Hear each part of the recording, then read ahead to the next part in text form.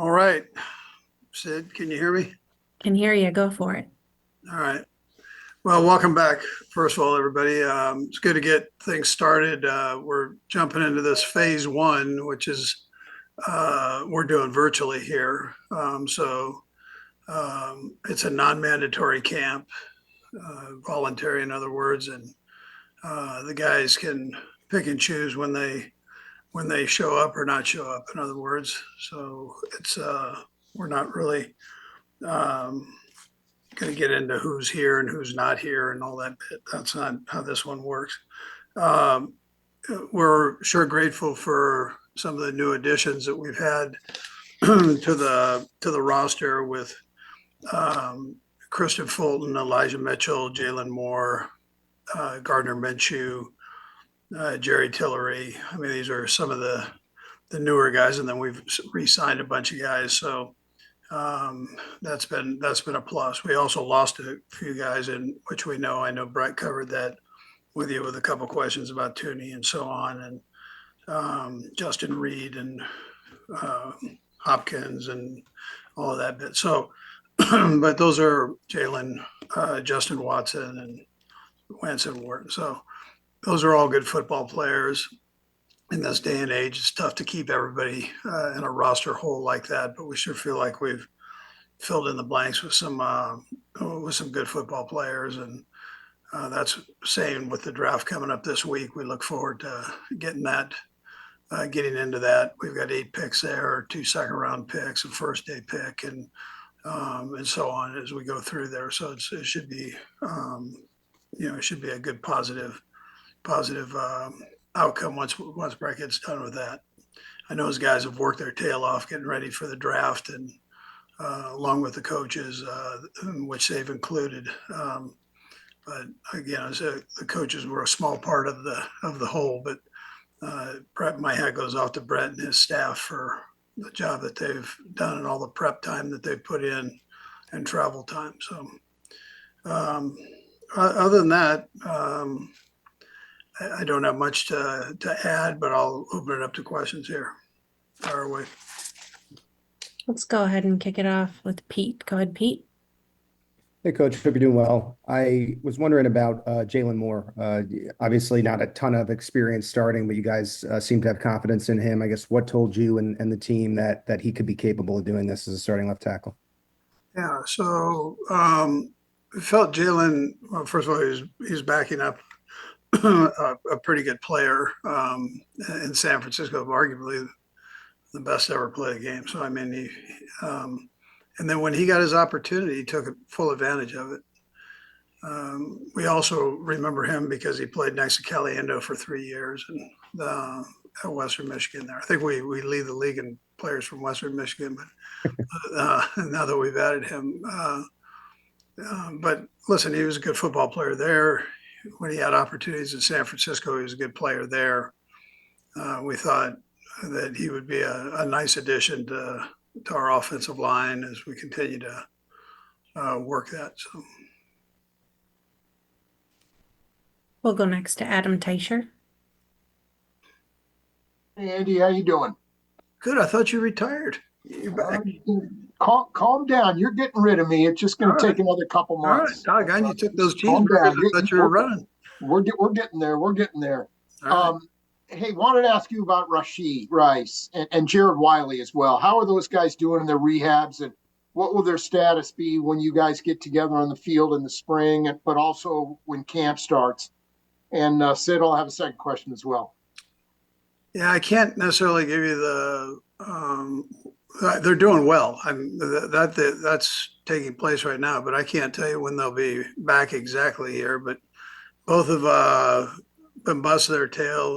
They're running, which is good, and we'll just see how it goes going forward here. We don't have them here on the field right now with us, so we've got to see the football part of it as we go. Okay. And when we last saw Kingsley Suamataia, he was playing a guard, obviously up in Denver in that last game. Is that where he'll play when you guys get started again in a few weeks? Will he be a guard, number one? And number two, what led you guys to make that move with him? What did you see in him that led you to believe he'd be a productive player at that spot? Yeah, when we brought him in, we knew he had that flexibility. We just felt that way athletically, and he's a very good athlete. He can run and he can basketball, do all the things that he needs to do.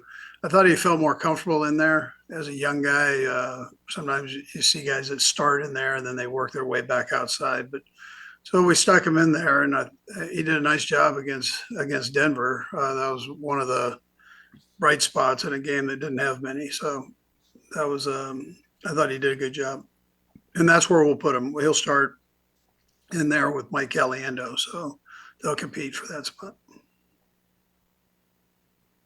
Let's go next to Vahe. Go ahead, Vahe. Hey, Andy.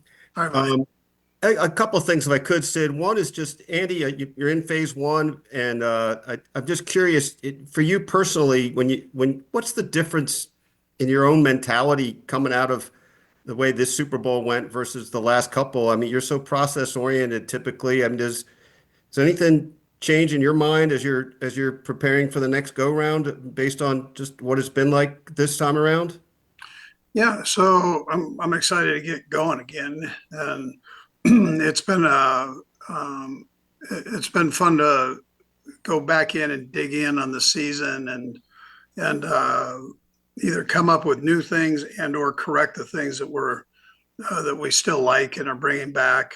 I think it's a great time for the players. It's slowed down to where they get to see all the videos, the cut-ups, the work that the coaches have put in to do these evaluations and to teach. And so and to learn from the player standpoint. It's also good communication, so they can share ideas, players and coaches. They can ask questions, feel free about that, and there's no rush to do so. And at the same time, they get their lifting in and running in that they need to build that base to get them through the season. Is that different somehow than it would be a year ago? No, I'd tell you it's similar. Yeah, similar. Okay. Yeah. And sorry, the one other thing, I don't mean to squeeze a third in, but I do. You've had a nice relationships with your former Missouri players over the years, and I'm sure you're aware of Andy Locke recently dying, and I just wonder about what you recall from his playing days and any thoughts you have had about him over the years. Yeah, well, it's a sad deal, but what a great guy, and he's left a nice legacy for us all here too. That we can cherish if we decide to go out to dinner. He and the true flavor of a offensive lineman. He has these beautiful restaurants in town here that are great. But what a great guy, great human being. I had a chance to go out to a tribute to him in Lee Summit there with a bunch of the ex-players and from Missouri, and Jay Greenwood being his roommate for all those years, and best friends with him. Went to the culinary school there, hotel management school at the University of Missouri, which is a tough school to get into. Both of them had graduated from there and have had real productive and positive jobs or put themselves in great financial positions. So, but my heart goes out to the family for sure. And Drew, who we all know as a player in the National Football League, I know he had a great relationship with his dad too. So that's my heart goes out to him. Thanks a lot, Andy. Yeah. Okay, we'll go next to Matt Derrick. Hey, Coach, and two questions, if you don't mind, Sid. But one, 5 years ago, if we told you that you'd still be doing meetings virtually and doing it in the first phase of OTAs, would you have believed it? Could you have believed that a ball coach like yourself would have embraced this as much to kind of help your team a little bit? Listen, man, I think it's one of the positives that came out of that, probably for a lot of professions. I mean, here we're doing this right now virtually, and that didn't happen before either. So, but you can use it as a teaching tool, and that's something that the players have perfected, we perfected, and feel comfortable doing. But no, I wouldn't have seen that before the whole COVID year showed up. And you mentioned Gardner Minshew coming in. This is the first time Patrick's, really going to have maybe a principal backup behind him that's younger than he is.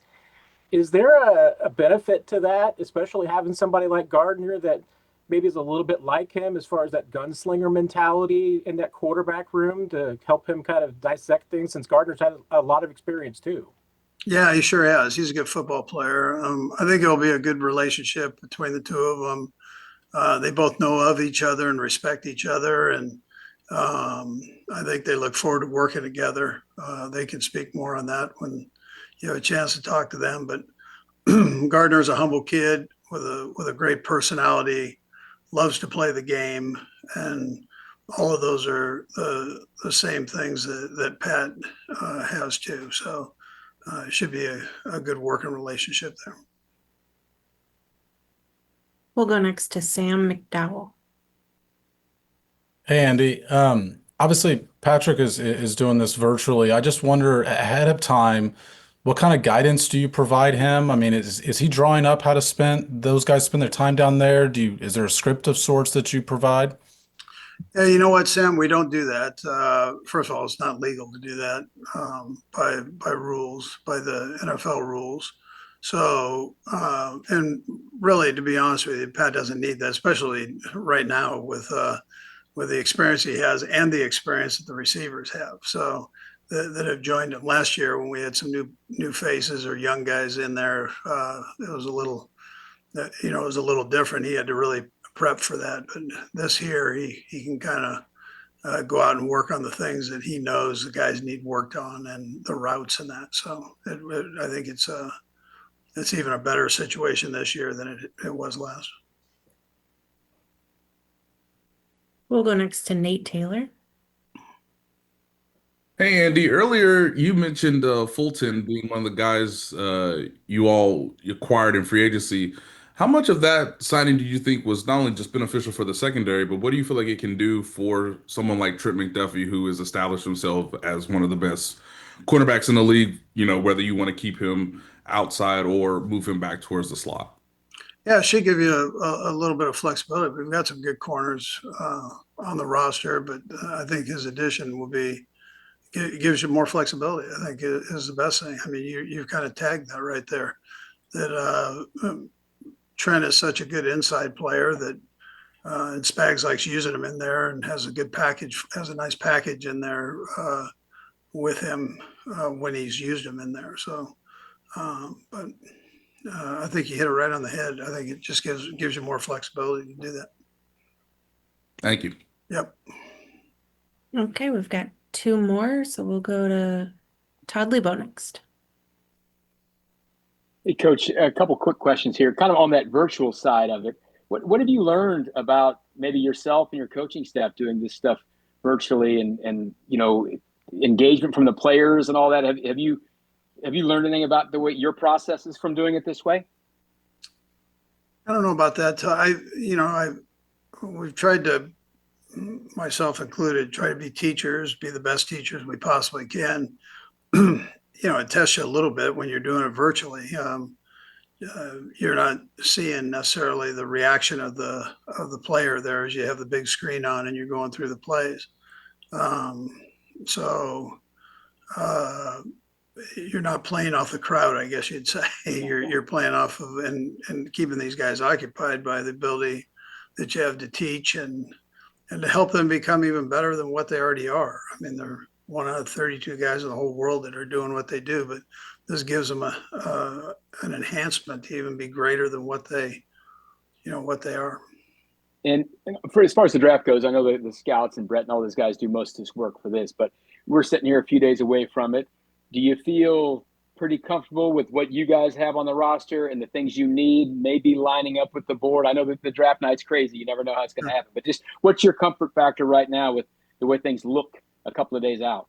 Yeah, I think, when you're sitting here like we have the last couple of years, and fortunate to be sitting in that position because of the wins that have taken place. But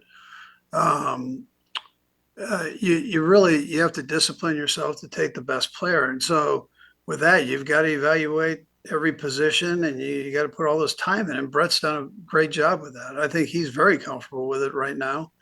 If we had to do it today, so he and his guys have been working overtime and making sure they have all the bases covered, and we'll come out of there with a good football player.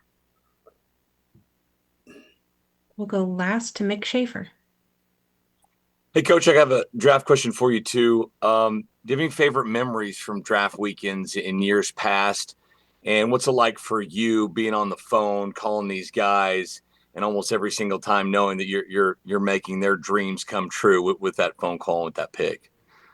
Yeah, no, I think that's kind of a neat thing. I'm getting old enough now, Nick, where you have a Travis Kelsey and his brother sitting right next to him, who I drafted or had an opportunity to draft in Philadelphia. So here I can talk to both of them and tell them, hey, listen, you get your little brother in line, I can take him right here. So it's kind of fun doing that. But there are situations like that, or maybe it's a son of a kid that I coach that.